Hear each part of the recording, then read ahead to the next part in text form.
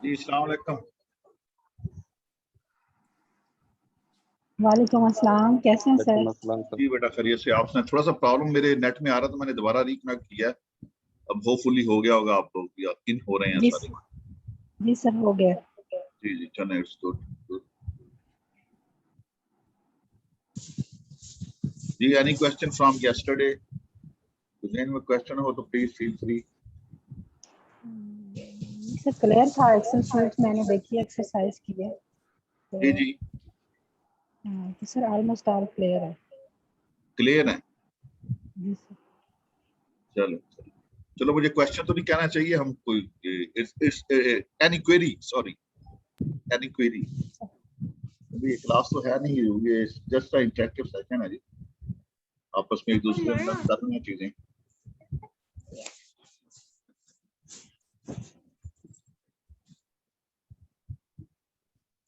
तो आज इंशाल्लाह ये हमारा आज का फाइनल टॉपिक है जी, ये सेंसिटिविटी एनालिसिस है टू ट्रीट रिस्क और अनसर्टेनिटी। एग्रीकल्चर तो वैसे my dear it's towards totally expose towards nature. आपकी बात जा रही आईफोन।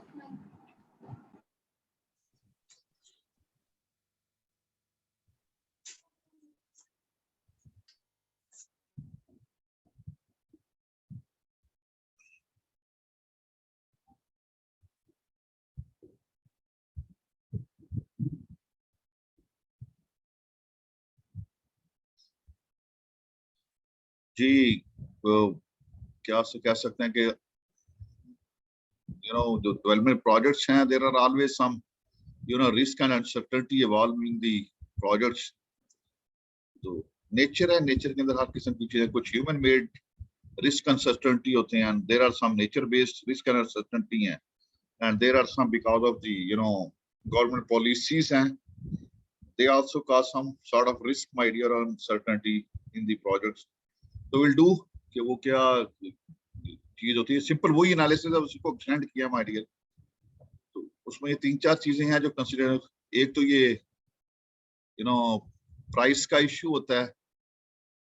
समटाइम्स ये होता है कि प्राइसेस जो है हम अज्यूम करते हैं कि ये प्राइसेस रहेंगी प्रोजेक्ट की, और on the basis of that we do the economic analysis. और फ्यूचर में बात करते हैं, इन्फ्लेशन बहुत ज्यादा, प्राइसेस इंक्रीज कर जाती हैं, प्राइसेस आउटपुट की भी चेंज हो सकती है, इनपुट की भी चेंज हो सकती है, आपकी कॉस्टिंग साइड पे भी फर्क पड़ सकता है और आपकी आउटपुट साइड पे भी। तो for that reason we need to make different assumptions about prices ना। तो कोई अजम्पशंस लेके प्राइसेस की, तो उनको फोरकास्टिंग करके किया जा सकता है कि अगर 10% प्राइस इंक्रीज कर सकती है तो what will be the effect on the NPV IRR. और अगर कॉस्ट ओवररन कर जाती है या प्राइसेस डिक्रीज कर, मेक इट डिफरेंट सिनेरियोस जिनको एस्टिमेट करके बंदा चेक देख लेता है एट द टाइम ऑफ। आजकल तो सोफिस्टिकेटेड इकोनोमेट्रिक टेक्निक्स अवेलेबल हैं कि जैसे आप trend analysis can be done my dear, कि अगर प्राइसेस इस वक्त इनपुट्स किए जा रही हैं तो what will be the future prices.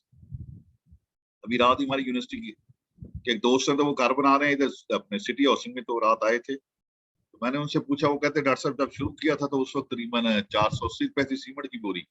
अब पता नहीं मुझे वो कितना बता रहे थे, 600 के कितने की हो गई है ना।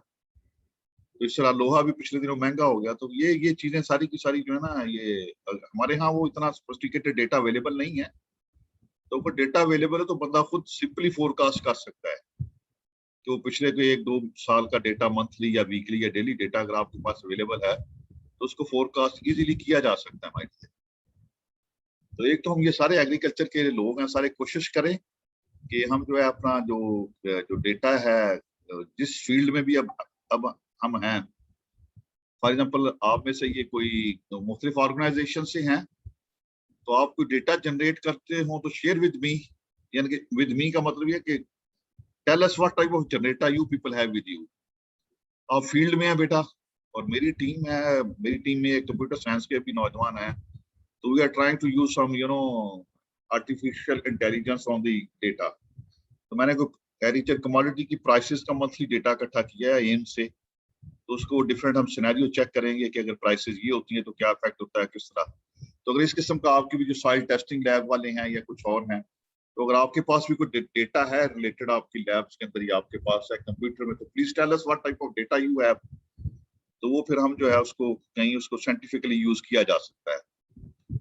तो I will try to keep in touch with you in future as well, क्योंकि आजकल जो फ्यूचर का दौर है तो is artificial intelligence is coming up my dear, तो इसलिए data is very much important. तो डेटे को जरूर साथ साथ स्टोर करते चले जाए ना, जितना आगे दौर आने वाला, जितना भी वो डेटा साइंस का दौर है ना, डेटे की बेसिस पे डिसीजंस कर रही हैं जितनी भी कंपनीज हैं, गवर्नमेंट्स हैं my dear, now they are very much interested in data. तो इसलिए आई रिक्वेस्ट यू, ये डेटा जितना भी आप जिस भी एक्सपेरिमेंटल फार्म पे हैं, जो भी आपकी जॉब है, तो उसमें जो डेटा जनरेट करें और कंप्यूटर साइंटिस्ट को अपनी टीम के अंदर जरूर लेके आए, किसी ना किसी को, पर्टिकुलरली जो डेटा एनालिस्ट लोग हैं ना जिन्होंने कंप्यूटर साइंस किया, तो वो आपकी टीम के अंदर जरूर एक आध होना चाहिए। You can do lot of work my dear. तो इसलिए ये डिफरेंट अजम्पशंस पे हम देख लें कि अगर प्राइसेस 10% इंक्रीज करती हैं, 20%, 30%, या अगर ये कहते हैं कि इकोनॉमिक सिचुएशन इज इंप्रूविंग और prices might can fall my dear, तो उस लिहाज से तो ये एनालिसिस हम डिफरेंट अजम्पशंस पे कर सकते हैं एंड वी कैन कंपेयर क्या एनपीवी, आईआरआर और एन की रेशियो क्या आती है हमारे लिए। एक तो प्राइसेस का फैक्टर होता है, वो मैंने बता दिया, दोनों के इनपुट साइड पे भी है, कॉस्टिंग और आउटपुट साइड पे भी है। जो रेवेन्यू, जो ग्रॉस बेनिफिट हम जनरेट करते हैं, अगर प्राइसेस इंक्रीज कर जाएंगे तो automatically prices multiplied by output, जो भी आपकी कंज्यूस से आपका जो नेट बेनिफिट है ना, जो आपके ग्रॉस बेनिफिट्स हैं, तो उस पर भी इफेक्ट पड़ता है। हाँ, ये दूसरा डिले इम्प्लीमेंटेशन है, तो ये एक बहुत इंपॉर्टेंट फैक्टर है प्रोजेक्ट्स के अंदर। ये इम्प्लीमेंटेशन डिले, ये तो कॉमन है हमारी, इट्स कॉमन है।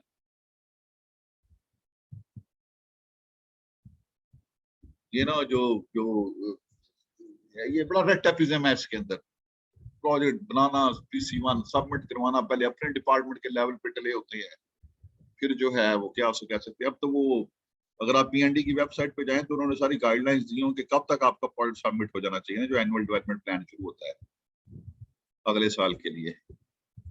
तो हमारा एक प्रोजेक्ट था, अभी आप ये क्या कह रहे हैं कि ये जो है ये नेक्स्ट फिजिकल ईयर शुरू होने वाला है हमारे, ये 30 जून को फिजिकल ईयर हो जाएगा ना खत्म, क्यों जी 2021।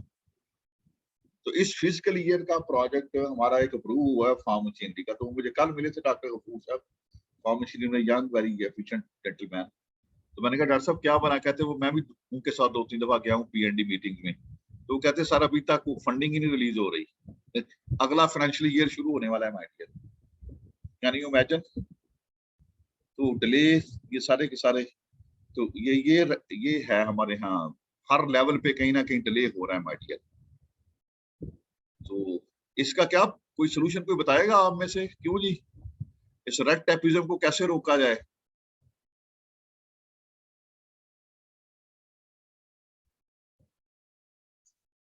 इसका एक सोल्यूशन जो है वो एक तो जो डिजिटलाइजेशन है,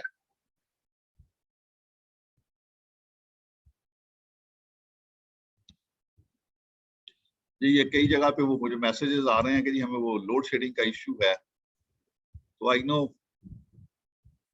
ये इश्यू तो है। उमर सही साहब क्वेश्चन रेज करना चाह रहे हैं जी, प्लीज। क्या जी उमर सही साहब आपका क्वेश्चन?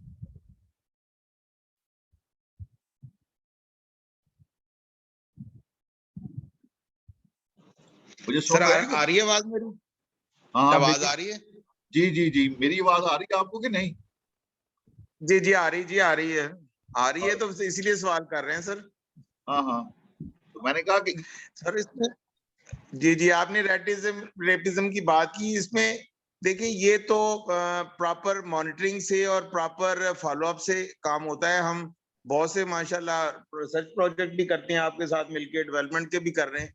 अब जहाँ पे गवर्नमेंट की अपनी मजबूरियां कोविड की वजह से और ये भी चीजें हैं, लेकिन ये भी बहुत अहम बात है कि रिक्रूटमेंट का प्रोसेस, प्रोक्योरमेंट का प्रोसेस, रिलीज ऑफ फंड्स, ये सारी चीजें मल्टीप्लाई करती हैं, तो फिर end of the day cost overrun भी होती है, डिलेज भी होती हैं। जी तो जी जी अगर हम पहले दिन से इसको, जो हम प्रोजेक्ट मैनेजमेंट में PMI का जो सोल्यूशन होता है उसमें वेरिएशन देखते जाएं, तो जितनी वेरिएशन हम पहले दिन से कंट्रोल करते जाएंगे वो प्रॉपर आपके हाथ में होगी। आप प्रोजेक्ट को लॉन्च करते हैं कोई 2 साल के लिए, 3 साल के लिए, तो आप देखें कि ओरिजिनल पाथ क्या था आपका और आपकी वेरिएशन कितनी आ रही है, और उसको करेक्ट करने के लिए हर माह के बाद, हर 2 माह के बाद, 3 माह के बाद जब उसकी प्रोजेक्ट की वैल्यूएशन मॉनिटरिंग करते रहेंगे तो तब तो आप कर सकते हैं। अगर आप 1 साल के बाद, 2 साल के बाद करेंगे तो वो फिर आपके हाथ से निकल जाती है। मेरा तो ये एक्सपीरियंस है कि अगर प्रॉपरली उसको टाइमली हम वेरिएशन देखते जाएं कि हम कितना टाइम में कितना पीछे हैं, बाकी कितना पीछे हैं, और स्पॉन्सरिंग एजेंसी को भी हम रिक्वेस्ट कर सकते हैं कि जी इतना कॉस्ट ओवररन होगा और इतनी एस्केलेशन इन्फ्लेशन से बड़ा है और ये हो सकता है। लेकिन अगर हम 3 साल के बाद जब एवेल्युएट करते हैं तो फिर हाथ से बातें निकल चुकी होती हैं सर। जी, वेरी राइटली मेंशन्ड जी। उमर साहब जी हमारे ट्रेजर साहब है यूनिवर्सिटी से, तो he is all involve, very kind, तो बड़ा इनका एक्सपीरियंस भी है। तो he is very much right कि पहले दिन से मॉनिटरिंग शुरू करनी चाहिए। Just start from the PC1, जब आपने सबमिट करवा दिया तो उसी दिन से आपकी मॉनिटरिंग शुरू हो जानी चाहिए। अगर चीजों को अर्ली आप शुरू से मॉनिटर करते रहेंगे तो that can be in control my dear. तो ये कास्ट ओवररन भी कॉमन है माय डियर। तो ये मेरा ख्याल PND में तो वो 15% का तकरीबन वो कंटिजेंसीज के अंदर एक कवर होता है कि 15% तक आप वो कवरेज ले सकते हैं, कोई कास्ट या कोई प्राइसेस ओवररन कर जाती हैं माय डियर। तो ये भी एक रीजन है। ये भी एनालिसिस क्या है, यील्ड एग्रीकल्चर में आपको पता ही है कि बाज़ का आप न्यू वैरायटी इंट्रोड्यूस करवाते हैं, फार्मर्स वो बड़े रिलेक्टेंट होते हैं अडॉप्ट करने के अंदर। तो यील्ड ये भी चीजें आती हैं कि यील्ड की वजह से भी जो है वो क्रॉपिंग पैटर्न शिफ्ट हो रहे हैं या उस वजह से भी अफेक्ट पड़ता है प्रोजेक्ट की माय डियर। तो ये टेक्निक्स हैं सेंसिटिविटी एनालिसिस की, मैं आपसे ये एग्रो शीट शेयर करता हूँ। तो लेट्स सी कि उसमें ये एनालिसिस बड़ा सिंपल है।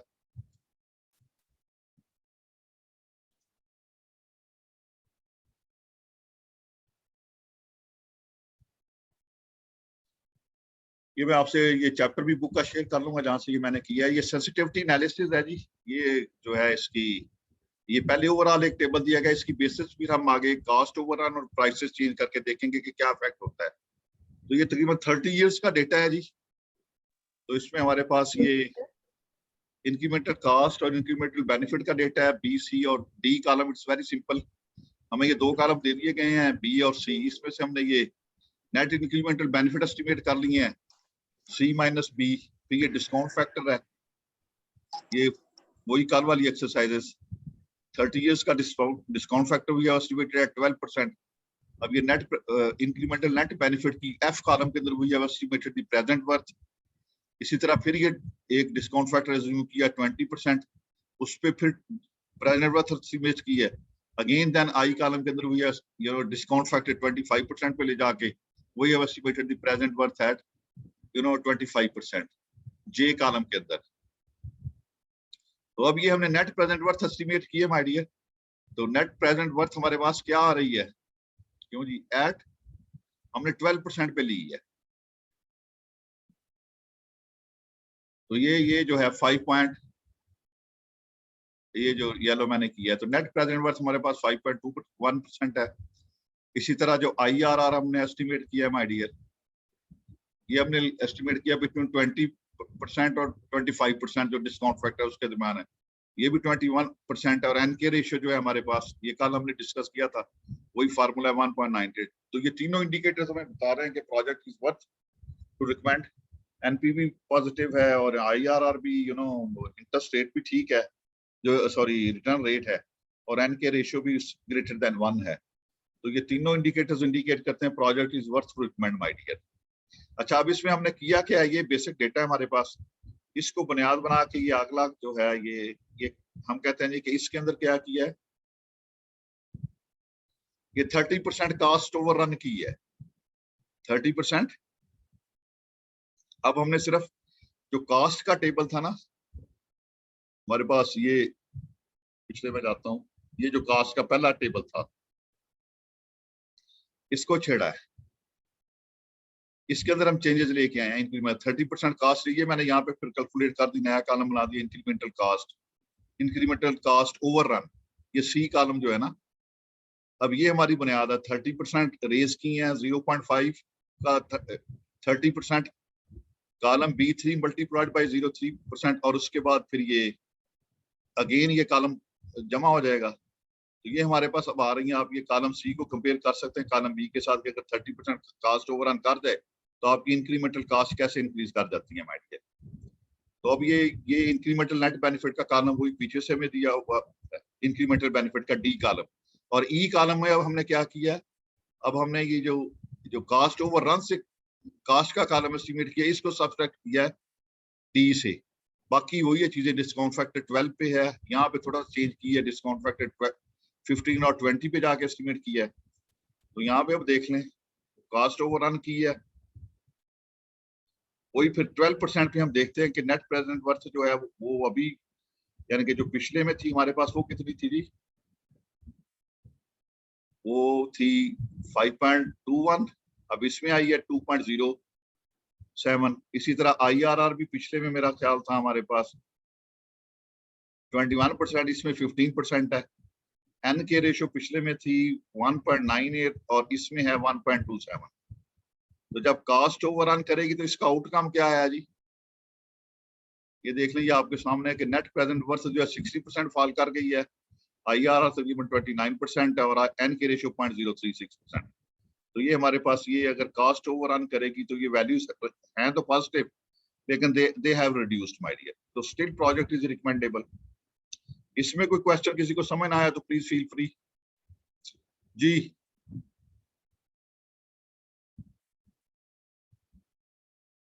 Any question?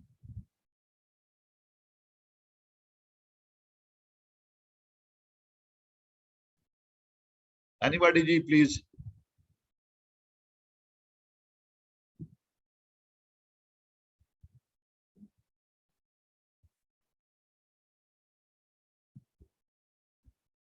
कोई नहीं है जी? जी सर। जी मैंने कहा कि कोई बेटा क्वेश्चन है तो प्लीज फील फ्री। अच्छा जी सर, इसमें ये एक है इंक्रीमेंटल बेनिफिट और सर साथ ही है इंक्रीमेंटल नेट बेनिफिट। सर इन दोनों में क्या डिफरेंस है? ये तो आपको दिया होगा ना, इंक्रीमेंटल नेट बेनिफिट जो होता है ना, इंक्रीमेंटल बेनिफिट्स में से जब आप इंक्रीमेंटल कॉस्ट सब्ट्रैक्ट कर देते हैं तो हमारे पास इंक्रीमेंटल नेट बेनिफिट आता है ना। ठीक है, क्लियर हो गया जी? जी सर। ये देखा ना, ये कॉलम डी जो है, ये कॉलम ई है ना हमारे पास, जी सर। इंक्रीमेंटल नेट बेनिफिट, इसको देखें कैसे एस्टिमेट किया है हमने। ये डी इंक्रीमेंटल बेनिफिट है डी, और सी हमारे पास इंक्रीमेंटल कॉस्ट ओवररन। ओके ठीक है।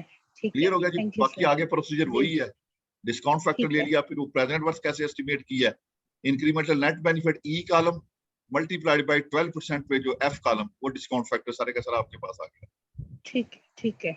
इसी तरह आगे फिर ये डिस्काउंट फैक्टर और प्रेजेंट वर्थ है हमारे पास। ये तो था कास्ट ओवररन का, 30% कास्ट ओवररन हुई है। अब अगर हमारे पास हम कहते हैं ये अगला ये है सेंसिटिविटी एनालिसिस है 10% lower prices of rice and के कमोडिटी की उन्होंने अज्यूम किया जी कि अगर प्राइसेस 10% फॉल कर जाती हैं।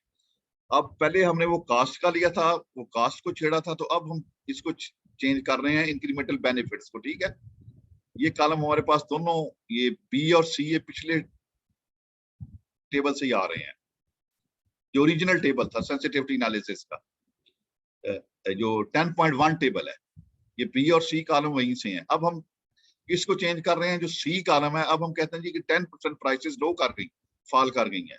ठीक है, तो इसमें ये फार्मूला लगा के अगर जीरो, ये जो कॉलम सी है इसको मल्टीप्लाइड कर दें 0.0, 10% का मतलब क्या है 0.01, और फिर ये कॉलम इसमें से सब्ट्रैक्ट कर दें, ये फार्मूला मैंने लगाया हुआ है, तो आपके पास ये डी कॉलम आ जाता है।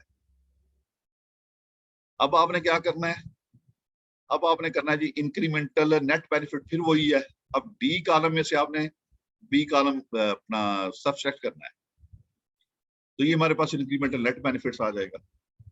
अब फिर वही 12%, 15, 19%, ये डिफरेंट डिस्काउंट पॉइंट वेरी करके डन द एनालिसिस। अब इसमें क्या है, एनपीवी जो पहला टेबल था वो था 5.21, अब इसमें जो प्राइसेस 10% फॉल किए तो एनपीवी फॉल कर गया है। IRR पहले मेरे ख्याल 21% था, अब IRR 18% है। इसी तरह एन के रेशियो ये भी तीनों फॉल कर गए हैं। तो आउटकम क्या है हमारे पास कि अगर प्राइसेस भी रिड्यूस हुई हैं तो एनपीवी 30% फॉल किया है, IRR 14% है, तो एन के रेशियो 0.17 फॉल किए हैं सब, लेकिन still they are in the positive range. तो वी कैन स्टिल रिकमेंड, ये डिफरेंट सिनेरियोज के अंदर we can do the different analysis my dear by keeping in view different assumptions। So that can make our case, जो भी हमारा economic analysis का case है, that can make our analysis case strong, my dear. तो इसमें बताएं, ये simple 3 table है, एक टेबल तो बेस है, 2 में हमने एक में इनपुट की प्राइस को चेंज किया और एक में हमने आउटपुट की प्राइसेस को चेंज किया है. तो देन वी अगेन एस्टिमेटेड जो IRR ये एनपीवी वगैरह एस्टिमेट की है.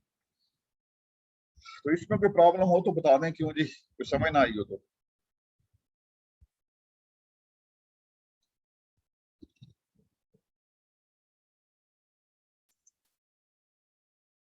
Any question जी?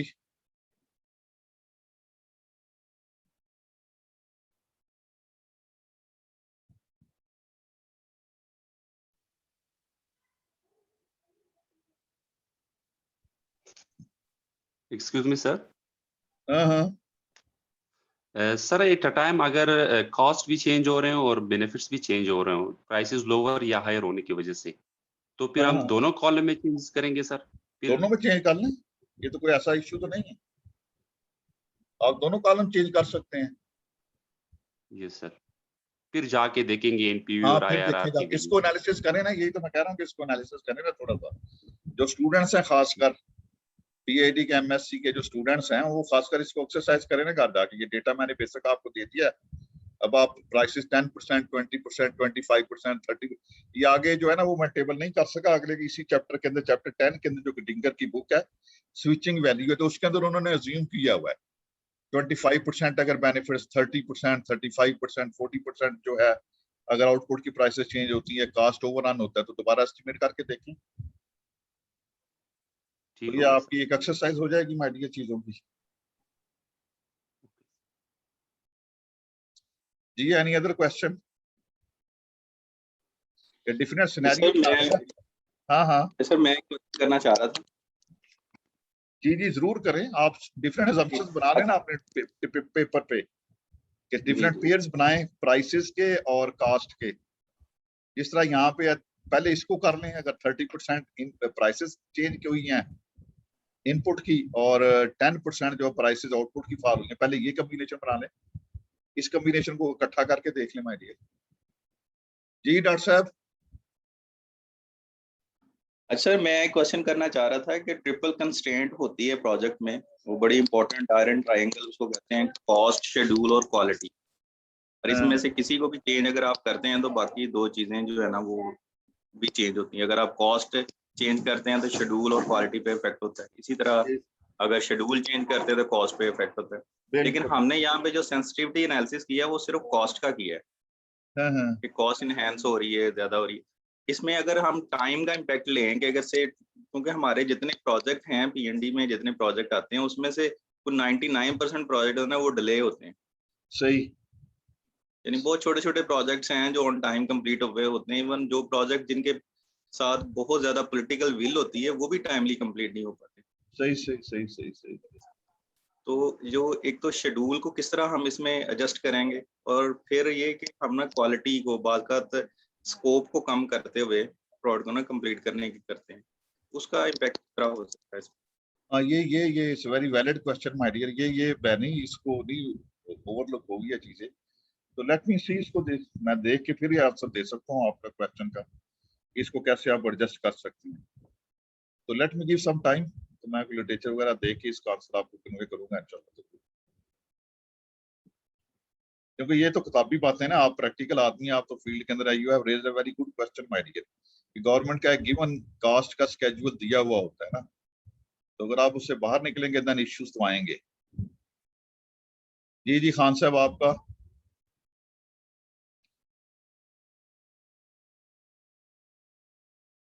नानक खान साहब का कोई क्वेश्चन है?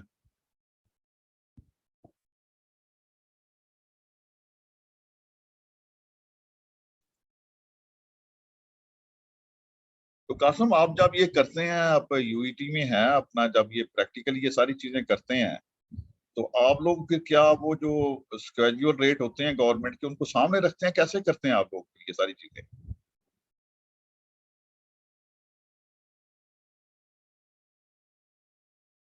क्यों जी डॉक्टर कासम साहब?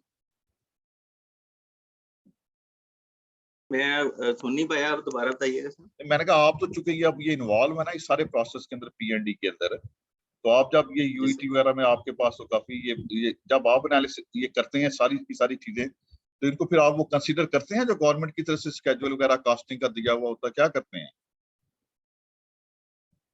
सर मेरे पास यूईटी में जो प्रोजेक्ट्स हैं ना उसमें तो 70-80% सिविल वर्क है उसमें ना, अच्छा, brick and civil work, mortar structure हैं सारे। तो सही। उसके लिए तो एमआरएस जो शेड्यूल्ड रेट है वही हम फॉलो करते हैं, वो जो है ना बाई एनुअली अपडेट होते हैं। अच्छा अच्छा अच्छा, तो वो वैल्यूज कहाँ पे कहीं पड़ी हुई हैं वेबसाइट पे, कहीं पे वो मिल सकती हैं टेबल्स वो वैल्यूज? हाँ जी, वो सारे उसके जितनी भी बिल ऑफ क्वांटिटीज कहते हैं, बीओक्यूज कहते हैं, तो वो बीओक्यूज की टोटल वैल्यूज यानी ब्रिक्स की कितनी वैल्यू होगी, प्लास्टर का क्या रेट होगा, बाकी सीमेंट का क्या रेट होगा, स्टील का क्या रेट होगा, बाकी डिफरेंट यानी बहुत ज्यादा आइटम्स हैं। वो सारी आइटम्स की वो अवेलेबल है, ऑनलाइन भी अवेलेबल है, वैसे भी अवेलेबल है। मैं आपसे शेयर कर लूंगा सर जो लेटेस्ट है। अच्छा, वो लेटेस्ट मेरे से शेयर कीजिएगा, वो लेटेस्ट मेरे से शेयर। सही बाकी सही। सर जो बाकी कॉस्टिंग है, जिस तरह हम इक्विपमेंट वगैरह प्रोक्योर करते हैं, उसकी कॉस्टिंग फिर हम जो वेंडर्स हैं उनसे कोटेशंस लेते हैं। अब वो तो आप थोड़ा सा मार्केट अपना रेट पे, ब्रेन, हाँ जी, मार्केट रेट तो पे जो जाते होंगे ना वो तो। हाँ जी, जो हमारी विजडम से फेयर मार्केट प्राइस बनती है ना, उस पे कॉस्टिंग हम करते हैं। अच्छा अच्छा अच्छा अच्छा, सही सही सही।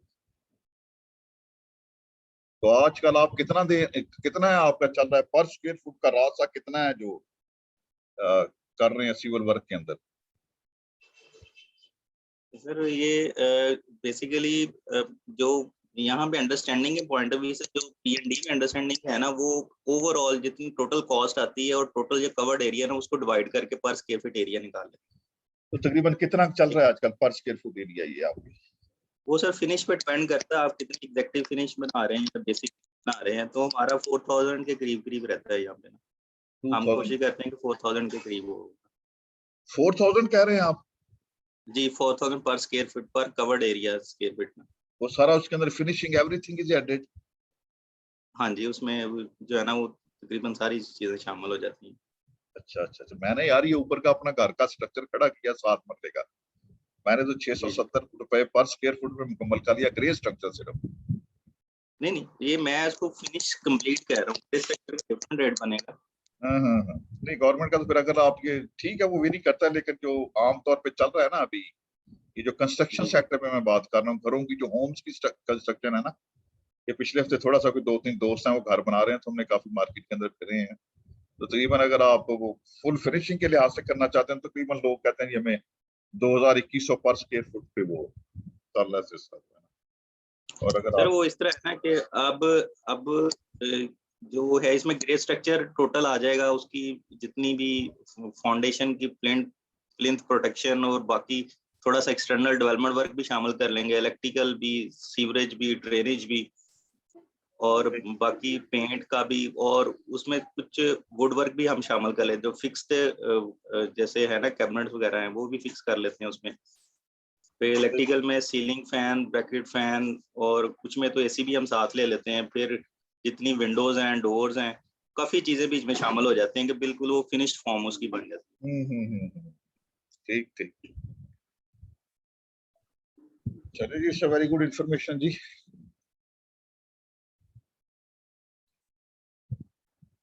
तो इसमें अब ये करेंगे आप बाकी जो है एनालिसिस, तो बाकी हमें थोड़ा सा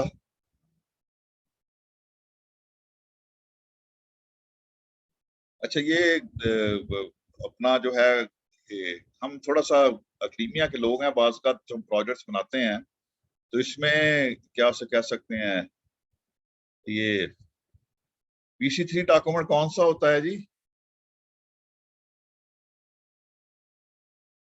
हमने क्या पढ़ा था PC3 डॉक्यूमेंट?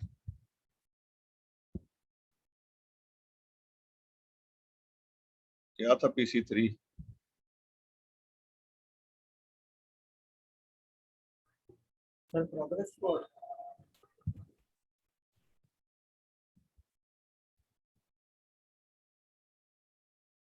हाँ, ये जो है ना, ये जो जितने भी डॉक्यूमेंट्स हैं, ये आगे मेरे ज़हन में है, उन्होंने बड़ी अच्छी अपने क्या से कह सकते हैं,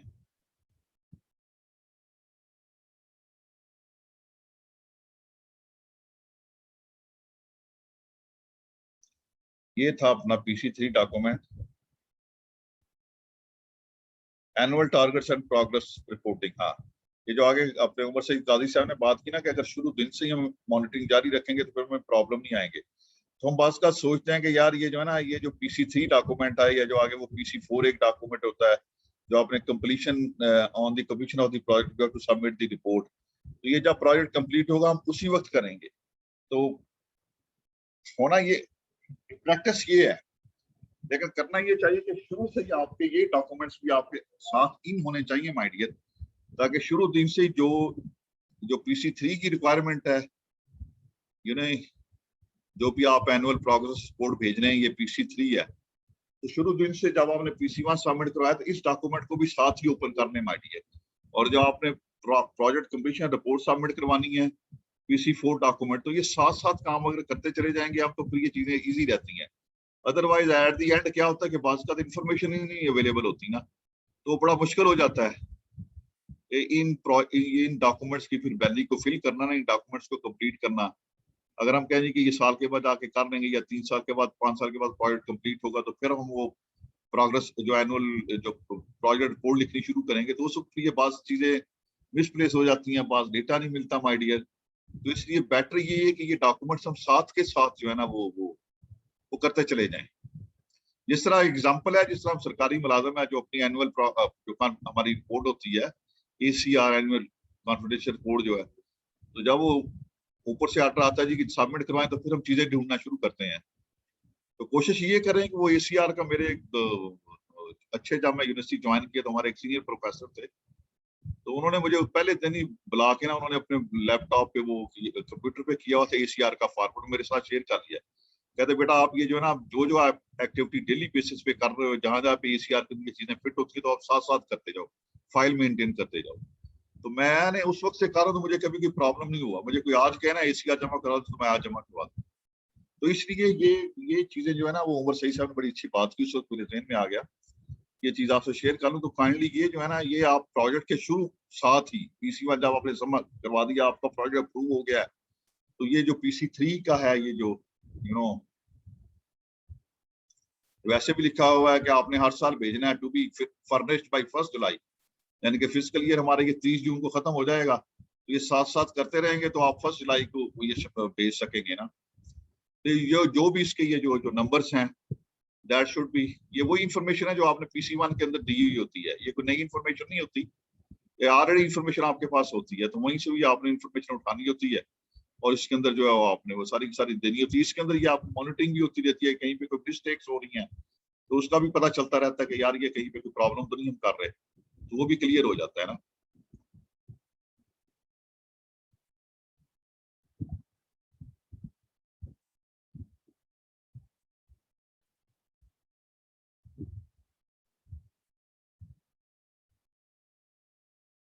जिस तरह ये है PC4 है, प्रोजेक्ट कंप्लीशन रिपोर्ट है, तो इसके अंदर भी मैंने कहा कि वो इंफॉर्मेशन है जो दी हुई है।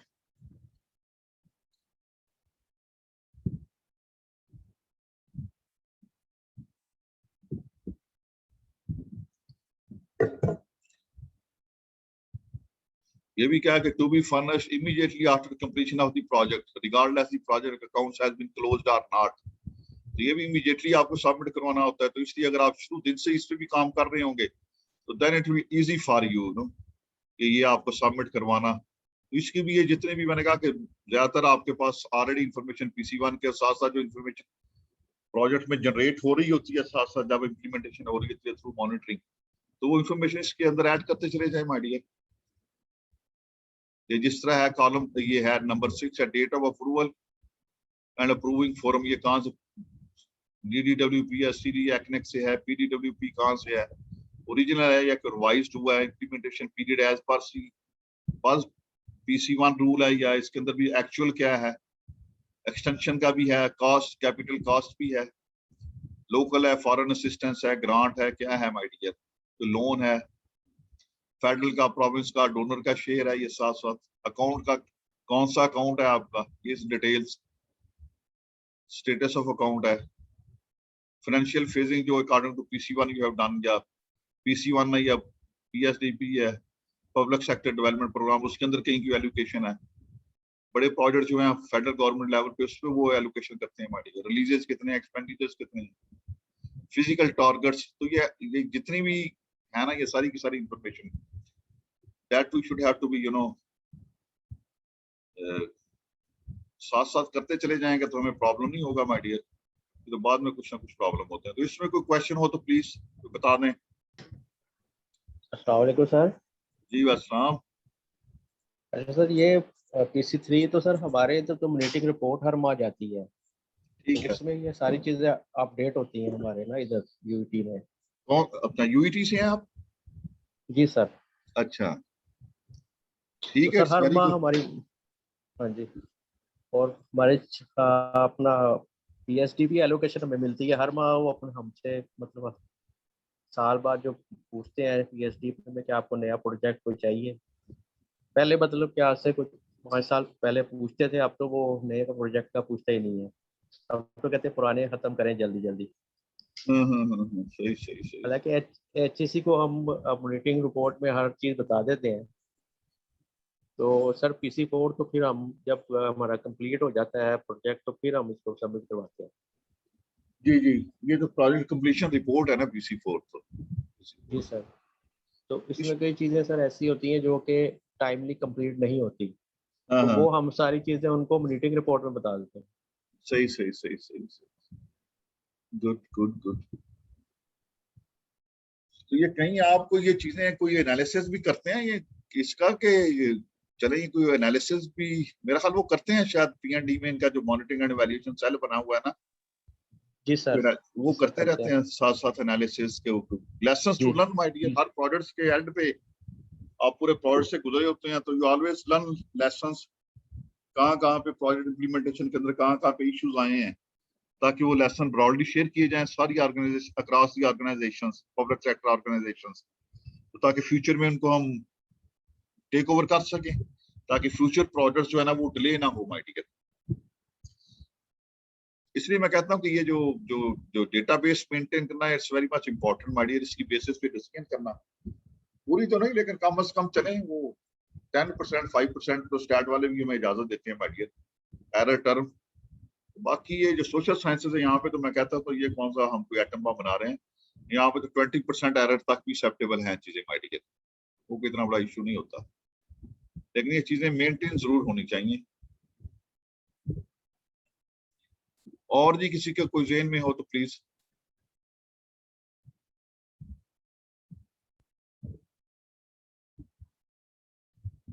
और कोई थॉट शेयर करना चाहे अपनी, कोई प्रैक्टिकल विजडम, तो प्रोजेक्ट रन किया या किसी के पार्ट हैं तो अपना हमसे शेयर करें माय डियर।